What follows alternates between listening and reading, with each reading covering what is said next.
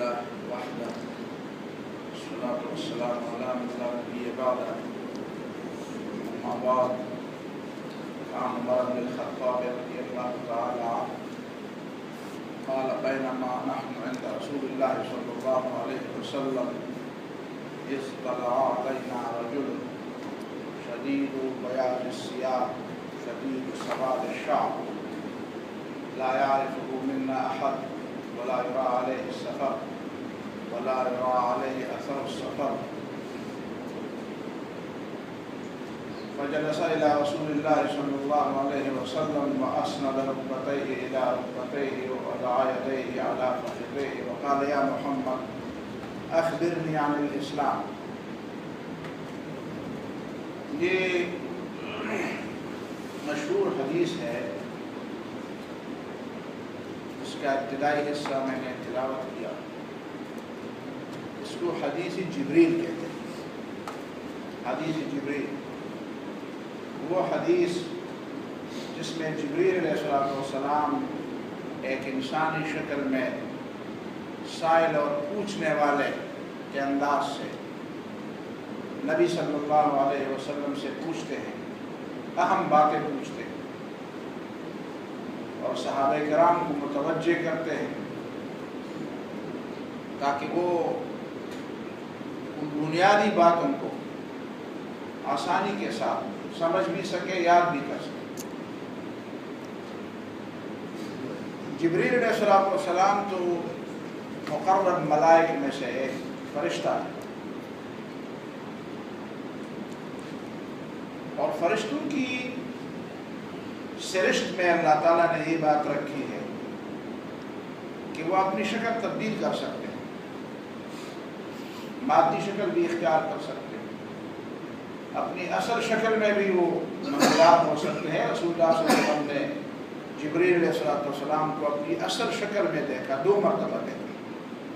سورہ النجم میں اللہ تعالیٰ نے اس کا تذکرہ فرمایا، وَلَقَدْ رَآهُ نَزْلَةً أُخْرَىٰ عِندَ سِدْرَةِ الْمُنتَهَىٰ.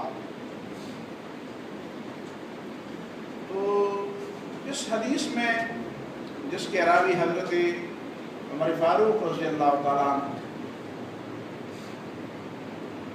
اور لگتا ایسا ہے کہ حضرت عمر فاروق رضی اللہ تعالیٰ عنہ اس حدیث کا جو ماحول اس وقت بنا تھا، اس ماحول کا بھی وہ تذکرہ کرتے ہیں. وہ سمجھانا یہ چاہتے ہیں کہ مجھے یاد ہے، پوری بات مجھے یاد ہے، اس لیے کہ وہ پورا ماحول مجھے یاد ہے. ماحول بنانا بات کو سمجھانے کے لیے بہت ضروری ہے. استاد یا معلم یا خطیب یا مقرر یا محاضر جو بھی ہوتا ہے، اس کی خوبیوں میں یہ خوبی بہت بڑی اہمیت کی حامل خوبی ہے کہ وہ ایسا ماحول تخلیق کرے، ایسا ماحول بنائے کہ لوگوں کو بات یاد کرنے اور بات کو سمجھنے میں آسانی ہو جائے. تو نبی صلی اللہ علیہ وسلم تو معلم تھے. اب تعلیم کے طریقے مختلف ہیں. یہاں اس حدیث کے آخر میں بتایا جاتا ہے کہ ھذا جبریل اتاکم یعلمکم دینکم. یہ تو جبریل تھے اور آپ کے پاس اس لیے آئے تھے کہ آپ کو آپ کا دین سکھائے. اب دیکھیں جبریل علیہ السلام دین سکھانے کا ذریعہ بنے. سکھایا تو نبی صلی اللہ علیہ وسلم نے، لیکن ذریعہ جبریل علیہ السلام بنے. کبھی کبھی ایک اچھا شاگرد، ایک اچھا پوچھنے والا، وہ بھی علم میں اضافے کا ذریعہ بن جاتا ہے. اسی وجہ سے کہا گیا ہے کہ السؤال نصف العلم. بات پوچھنے کا انداز، کون سی بات پوچھی جائے اور کس انداز سے پوچھی جائے اور کہاں پوچھی جائے اور کس سے پوچھی جائے، یہ بھی ایک علم رکھتا ہے. اس کے پاس علم ہو وہ سمجھ سکتا ہے کہ کون سی بات پوچھنے کی ہے، کون سی بات پوچھنے کی نہیں، کس وقت کون سی بات پوچھنے کی ہے. ممکن ہے ایک وقت ایک بات کے پوچھنے کے لیے موزون ہو، دوسرا وقت اسی بات کے پوچھنے کے لیے موزون نہ ہو. اور کبھی ایک وقت میں جو بات پوچھی جائے اس وقت حالات ایسے بن جاتے ہیں کہ اس سے بہت بڑے بڑے نکات سامنے آ جاتے ہیں، بڑے اسرار اور بڑے رموز سامنے آ جاتے ہیں. اور ایک استاد کی خوش قسمتی میں یہ بھی شامل ہے کہ اسے اچھے شاگرد مل جائے. یہ امام ابو حنیفہ رحمہ اللہ کے زمانے میں ایک بہت بڑے عظیم فقیہ گزرے ہیں. اگر اس کو پی ایچ ڈی کی تھیسس کا موضوع بنایا جائے کہ امام لیث ابن سعد جو امام ابو حنیفہ کے زمانے کے ہم عصر تھے، ان کی فقہی آراقیاں ہیں جو ہماری فقہ کی کتابوں میں مذکور ہیں، تو لگتا ایسا ہے کہ وہ امام ابو حنیفہ رحمہ اللہ کے پائے کے عالم تھے، لیکن ان کو شاگرد نہیں مل سکے، اچھے شاگرد نہیں مل سکے. امام ابو حنیفہ رحمہ اللہ کو تو امام ابو یوسف اور امام محمد اور امام مظفر اور بڑے بڑے لوگ مل گئے، اور پھر ان کے شاگردوں کو شاگرد مل گئے. امام محمد رحمہ اللہ اور امام یوسف رحمہ اللہ کو پھر امام شافعی رحمہ اللہ جیسے شاگرد مل گئے، اور امام شافعی رحمہ اللہ کو پھر امام احمد بن حنبل جیسے شاگرد مل گئے. تو وہ آسمان کے چمکتے ستارے بن گئے. ہمارے اس دور کے اندر بہت بڑے بڑے علماء گزرے ہیں جن کو اچھے شاگرد، امام ابن تیمیہ رحمہ اللہ کو امام ابن قیم اور امام حافظ ابن عماد الدین ابن کثیر جیسے شاگرد مل گئے، تو وہ ابھی تک چمکتے رہتے ہیں. امام ابن تیمیہ مجدد، انہی کے زمانے کے بہت بڑے بڑے لوگ ہمارے اس بر صغیر میں بھی گزرے ہیں، باقی دنیا میں بھی گزرے ہیں، ان کو اچھے شاگرد نہیں ملے، ان کا علم ضائع ہو گیا. تو یہ بھی ایک طریقہ ہے علم سیکھنے کا. اس حدیث میں حضرت عمر فاروق رضی اللہ تعالیٰ عنہ اصل میں ایک سوال پیدا ہوا تھا تقدیر کے معاملے میں. تو حضرت عمر فاروق رضی اللہ تعالیٰ عنہ اس حدیث کو پیش کرتے ہیں اس تقدیر کے مسئلے کو سمجھانے کے لیے اور اس کی اہمیت بتانے کے لیے. بینما نحن عند رسول اللہ صلی اللہ علیہ وسلم، نبی صلی اللہ علیہ وسلم کے ساتھ ہم بیٹھے تھے مسجد میں، اذ طلع علینا رجل، اچانک ایک آدمی نمودار ہوا. بالکل اب ایسا سمجھے کہاں سے آگے اچانک نمودار. طلع جس طرح سورج طلوع ہوتا ہے، نمودار. شدید بیاض الثیاب، اس کے کپڑے انتہائی سفید، شدید سواد الشعر، اس کے بال اب درجہ سیاہ، جوان لگتا تھا اور کپڑے بھی بڑے انتہائی ڈیل ڈال اور کانٹ چانٹ، اور انداز سے ایسا لگتا تھا کہ کوئی معزز شخصیت ہے، کوئی معزز شخصیت. لا يعرفه منا احد، ہم میں سے کسی نے بھی اس کو نہیں پہچانا. یہ تو شہروں میں یہ رواج ہوتا ہے، کوئی آدمی آ جاتا ہے لوگ نظر انداز کرتے تھے. وہاں تو مدینہ منورہ اتنا بڑا شہر نہیں تھا، کوئی آ جاتا تھا تو پتہ چل جاتا تھا کہ کسی کا جاننے والا ہے یا کوئی اس کو جانتا ہے. کسی کے ساتھ اس کی سلام دعا نہیں ہوئی. لا يعرفه منا احد، تو ہم تعجب میں پڑ گئے. ولا يرى عليه اثر، لا يعرفه منا احد، ہم میں سے کسی نے اس کو نہیں پہچانا. اس کا مطلب ہے کہ وہ باہر کا آدمی ہے، مسافر ہے. ولا يرى عليه اثر السفر، لیکن اس کے کپڑے، اس کے جسم، اس پہ اثر سفر کا کوئی بھی نام و نشانی نہیں تھا، کوئی علامت ہی نہیں تھی کہ بات اس زمانے میں باہر سے آدمی آئے تو اس پہ تھکن کے آثار ہوتے ہیں، گرد و غبار ہوتی ہے، اس کے کپڑے میلے کچیلے ہوتے ہیں، کچھ نہ کچھ تو اثرات ہوتے ہیں. یعنی ماحول ایسا بنایا گیا کہ سارے لوگ متوجہ، یہ آدمی ہے کون اور چاہتا کیا ہے، سارے لوگ متوجہ ہو گئے. ہمتن گوش جس کو کہتے ہیں، ہمتن گوش، سارے لوگ دیکھتے رہے کیا کہتے ہیں. فاسند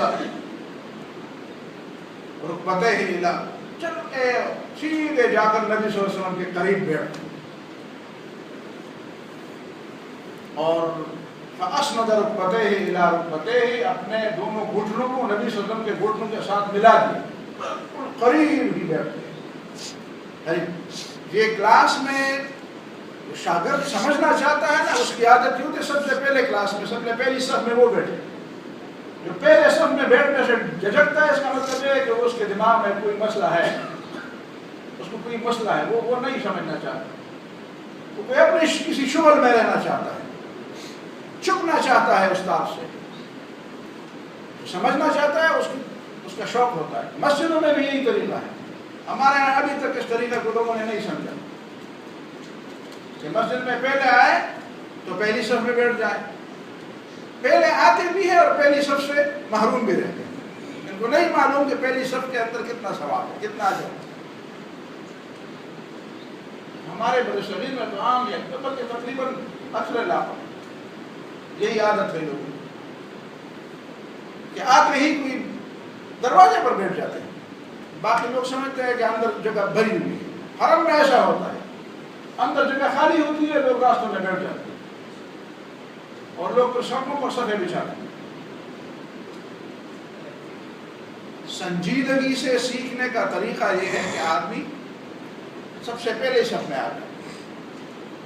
وَوَضَعَ يَدَيْهِ عَلَى فَخِذَيْهِ, اور اپنے دونوں ہاتھوں کو اپنے دونوں رانوں پر یا نبی صلی اللہ علیہ وسلم کے دونوں رانوں پر رکھ دیا. یہ طریقہ بھی عجیب تھا. اگر نبی صلی اللہ علیہ وسلم کے رانوں پر رکھ دیا تو یہ تو اور بھی عجیب لگا, اور بھی عجیب لگا. اپنے رانوں پر رکھا تو چلو بہرحال طریقہ تھا. وقال یا محمد اخبرنی عن الاسلام, فوراً اس نے کہا محمد صلی اللہ علیہ وسلم مجھے بتاؤ اسلام کیا ہے. تو نبی نے فرمایا الاسلام ان تشهد ان لا الہ الا اللہ وان محمد رسول اللہ. اسلام کی بنیادی بات اس بات کا اعلان ہے کہ اللہ کے سوا کوئی معبود نہیں اور محمد صلی اللہ علیہ وسلم اللہ تعالیٰ کے رسول ہیں. وتؤتي الصلاۃ, تم نماز پڑھو. وتصوم رمضان, وتؤدي الزکات, زکات دو, رمضان کے روزے رکھو. وتحج البیت ان استطعت الیہ سبیلا, اور تمہارے بس میں ہو تو حج بھی چلے جاؤ. جب یہ نبی نے فرمایا تو اس آدمی نے کہا صدقت, تو نے سچ کہا. فعجبنا له, تو ہم حیران ہوئے. یسألہ ویصدقہ, ایک طرف تو وہ پوچھتا ہے اس کا مطلب ہے کہ وہ جانتا نہیں, اور دوسری طرف وہ کہتا ہے تم نے سچ کہا اس کا مطلب ہے کوئی امتحان لے رہا ہے. امتحان لینا یہ کیسی بات ہے؟ پوچھنے کا مطلب یہ ہے کہ نہیں جانتا, تصدیق کا مطلب یہ ہے کہ اسے پہلے سے پتہ ہے. بہرحال اور بھی تعجب پیدا ہوا تو ہم اور بھی متوجہ ہوئے. فوراً اس نے کہا کہ مل ایمان, تو اخبرنی عن الایمان, ایمان کیا ہے؟ قال ان تؤمن باللہ, اللہ پر ایمان ہے, وملائکتہ وکتبہ ورسلہ والیوم الآخر والقدر, تقدیر پر بھی ایمان رہا. ساری چیزیں اللہ تعالیٰ کی ہیں, یہ کائنات اللہ تعالیٰ نے بنائی. تقدیر کا سادہ سا مطلب یہی ہے کہ کائنات تمہاری نہیں, تم اس میں ایک بندے ہو, تم اس کا ایک حصہ ہو. تمہارے منصوبے کے مطابق, تمہاری مرضی کے مطابق نہیں چلتی اور نہ چلنی چاہیے. اور تمہارے پاس نہ علم ہے, نہ حکمت ہے, نہ اختیار ہے, نہ قوت ہے, تو تمہاری مرضی کے مطابق کیوں چلے؟ اس کی مرضی کے مطابق چلے جس نے اس کو پیدا کیا. جس نے پیدا کیا اسے پتہ ہے کیسے چلائی جاتی ہے اس کائنات کو, اور کیوں چلائی جاتی ہے, کیا حکمتیں ہیں اس کے اندر, کیا مقصد ہے اس کی تخلیق کا. انسان کو کیوں یہ پتہ چلے؟ انسان کیوں یہ پوچھتا ہے کہ یہ کیسے ہو رہا ہے اور کیوں ہو رہا ہے, یہ کیوں اور کیسے؟ اگر تمہیں پتہ چلے تو تم اس کو چلا سکو گے. باقی کائنات تو چھوڑے, زمین کو چلا سکو گے, قابو کر سکو گے. تو مطلب ہے کہ بندے بن کر رہو, بندے ہو, بندے بن کر رہو. وہ جو جانتا ہے وہ چلاتا ہے, اور جو چلاتا ہے وہ جانتا ہے. پھر اس نے کہا صدقت, ٹھیک کہا آپ نے. پھر فرمایا مل احسان, احسان کیا چیز ہے؟ تو نبی نے فرمایا احسان یہ ہے کہ ان تعبد اللہ کأنک تراہ, اللہ کی بندگی ایسے انداز سے کرو کہ تو خدا کو دیکھ رہا. میں بار بار یہ مثال لیتا ہوں, لوگ مثال لیتے ہیں نماز اس طرح پڑھو. بھائی تعبد اللہ, اللہ کی بندگی کرو. بندگی صرف نماز کو نہیں کہتے. بس ہماری ٹانگ ٹوٹتی ہے تو صرف ایک نماز پر ٹوٹتی ہے.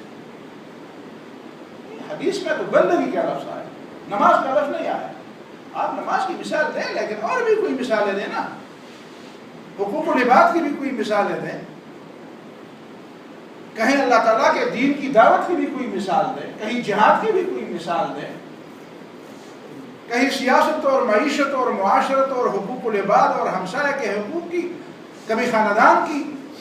یہ مثالیں دینا, ایک مثال پر آپ ہمیشہ اتفاق نہ کریں. ان تعبد اللہ کأنک تراہ, جو عبادت ہے عبادت اس انداز سے کی جائے کہ اللہ دیکھ رہا ہے اور تو بھی اسے دیکھ رہا. کأنک تراہ, گویا کہ تو خدا کو دیکھ رہا. جب بندہ مالک کو دیکھتا ہے نا تو ٹھیک کام کرتا ہے، جب نہیں دیکھتا تو پھر ہر ایک سے پوچھتا ہے۔ ہمارے ہاتھ دیہاتوں میں ہم پلے بڑے ہیں، تو جب ہمارے ہاتھ پہ گڑی ہوتی تھی، کبھی دیہات میں چلے جاتے تھے تو جو دہقان یا جو دیہڑی دار کھیتوں میں کام کرتے تھے تو راستے میں پوچھتے ہاں سٹے تھے، وہ بس اسی بات پہ سوچتے تھے کہ کتنا ٹائم گزر گیا، دیہڑی پکی ہو گئی کہ نہیں۔ کأنک تراہ، یعنی بیگار نہ کر۔ میں لوگوں سے بار بار پوچھتا ہوں، ہمارے لوگ منگزار ہیں، پشتو میں منگزار کہتے ہیں، گزاری، منگزار، نماز کو پھینکنے والے، پھینک رہے ہیں، پتہ نہیں لوگوں کو کیا ہو گیا ہے یہ نماز گزار بنے۔ کأنک تراہ، خدا کو دیکھ رہے ہو۔ حدیث میں ہے ایک شخص نے قبلے کی طرف تھوکا، قبلے کی طرف، نبی صلی اللہ علیہ وسلم نے اس کو سمجھایا، اللہ کے بندے جب تم خدا کے سامنے ہو تو خدا بھی تمہارے سامنے ہے، وہ بھی تمہاری طرف متوجہ ہے کہ میرا بندہ مجھ سے ہم کلام ہو رہا ہے، اور تم اسی طرف تھوک رہے ہو۔ ایک طرف تم سمجھتے ہو کہ میں خدا کے سامنے خدا سے باتیں کر رہا ہوں، اور دوسری طرف اسی خدا کے سامنے تھوک رہے ہیں، کتنی بری بات ہے۔ کأنک تراہ، بندگی ایسے کرو جس طرح تم خدا کو، فإن لم تكن تراہ فإنه يراک، تم تو نہیں دیکھ رہے ہو تو یہ تو سمجھو کہ وہ تو دیکھ رہا ہے، پھر اس نے کہا ٹھیک ہے، پھر بتایا کہ متی الساعہ، قیامت کب آئے گی، یعنی قیامت کی بات وہیں پہ ایمانیات میں ذکر بھی کی گئی، قیامت کو مانو، الیوم الآخر پر ایمان کی بات ایمانیات میں پوچھی گئی تھی، اس میں آ گئی، لیکن دوبارہ پوچھا متی الساعہ، قیامت کب آئے گی؟ تو نبی نے فرمایا مل مسئول عنہا بعالم بہا من السائل، جس سے پوچھا جاتا ہے وہ پوچھنے والے سے زیادہ نہیں جانتا، پوچھنے والے کو بھی پتہ ہے کہ آئے گی، اور جس سے پوچھا جاتا ہے اسے بھی پتہ ہے کہ قیامت آئے گی، لیکن آنے کی تاریخ نہ پوچھنے والوں کو پتہ ہے نہ پوچھے جانے والے کو پتہ ہے، کہ صرف اللہ تعالیٰ کو پتہ ہے۔ ثقلت فی السماوات والارض لا تأتیکم الا بغتہ، یہ آسمان و زمین اس کائنات میں بہت بھاری بات ہے، بہت بھاری خبر ہے، اکاد اخفیہا، کہ اپنے سے بھی چھپانے والی بات ہے، اپنے سے بھی چھپانے والی بات ہے، اتنی چھپی ہوئی بات ہے۔ پھر فرمایا اس کی کچھ نشانیاں بھی ہیں، اور ایک روایت میں یہ ہے کہ نبی صلی اللہ علیہ وسلم نے خود نشانیاں بتا دی، سأخبرک عن اماراتها، میں تمہیں نشانیاں بھی بتاؤں گا، قیامت کی نشانیاں کیا ہیں۔ ایک نشانی یہ بتائی کہ ان تلد الامۃ ربتها،